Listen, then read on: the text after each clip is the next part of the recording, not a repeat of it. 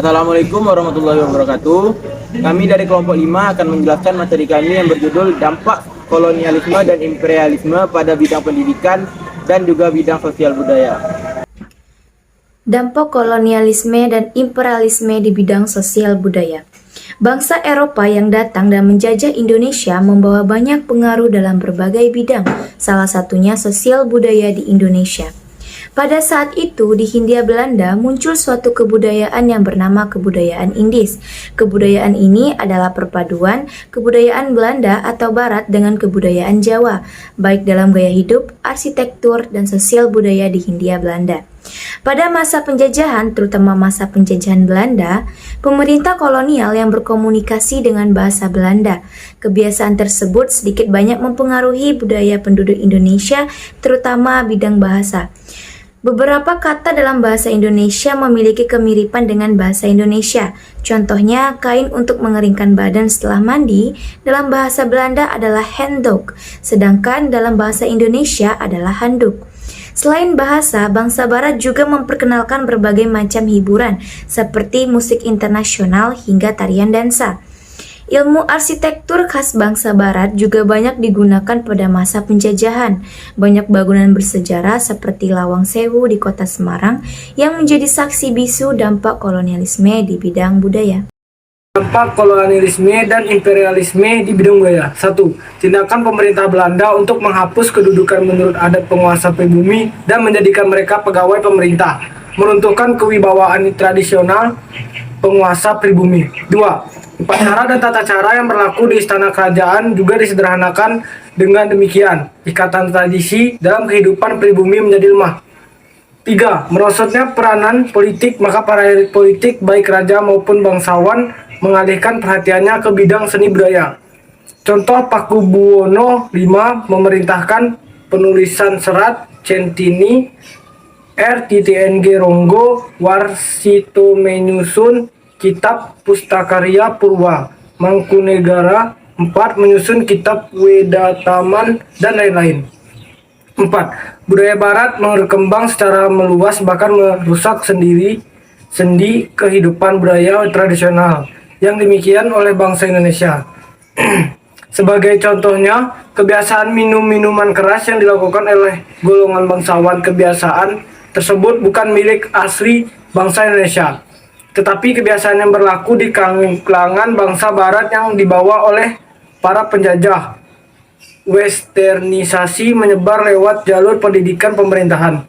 5. Birokrat menggunakan bahasa Belanda sebagai simbol status mereka. 6. Agama Katolik dan Protestan. Sedangkan dalam bidang sosial bisa dilihat dari menyebarnya agama Kristen Katolik dan Kristen Protestan pada abad ke-19 di masyarakat pribumi. Penyebaran agama Katolik dan Kristen Protestan tidak lepas dengan para misionaris yang berasal dari bangsa Barat.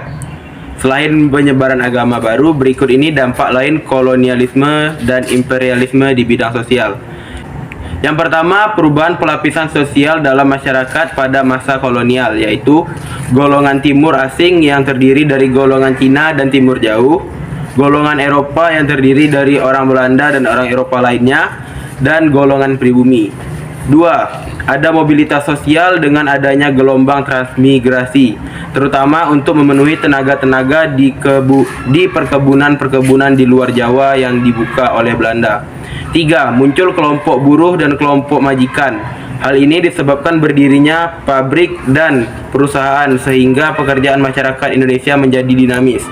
4. Munculnya masyarakat terdidik karena tuntunan memenuhi pegawai pemerintah sehingga menyebabkan didirikannya sekolah-sekolah di berbagai kota. Faktor ini kemudian mendorong lahirnya elit terdidik atau priai cendekiawan di perkotaan. 5. Terbentuknya status sosial di mana yang tertinggi adalah Eropa, lalu Asia dan Timur, yang terakhir kaum pribumi. 6.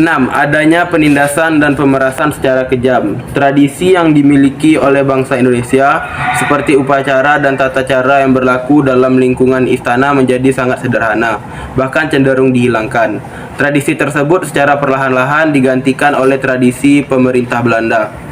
7. Daerah Indonesia terisolasi di laut sehingga kehidupan berkembang ke pedalaman. Kemunduran perdagangan di laut secara tak langsung menimbulkan budaya feodalisme di pedalaman.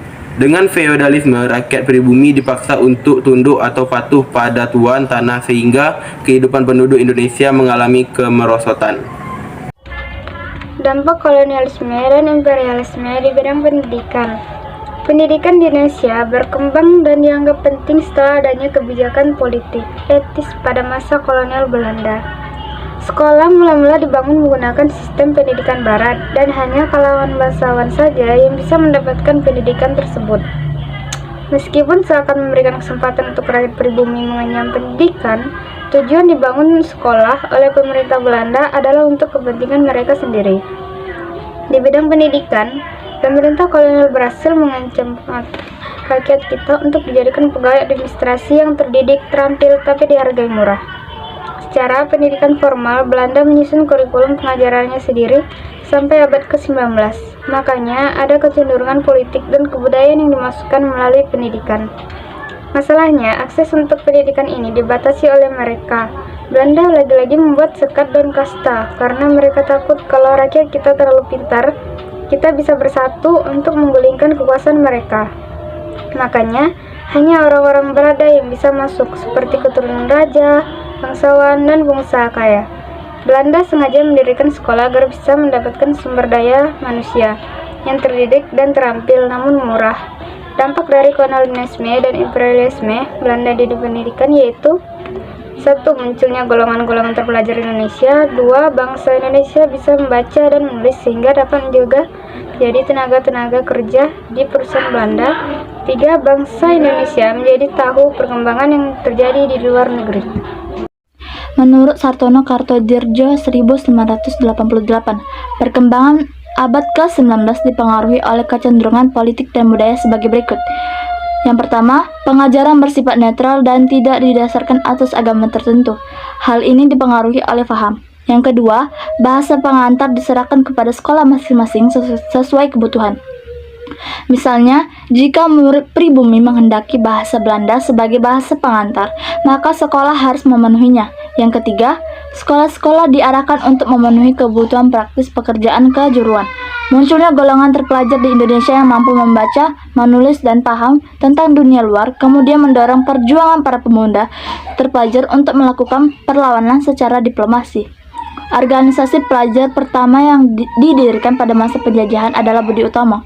Organisasi yang didirikan oleh Dr. Wahidin Sudirohusodo, Dr. Sutomo, dan Soeraji menjadi pelopor bangkitnya pergerakan nasional di Indonesia.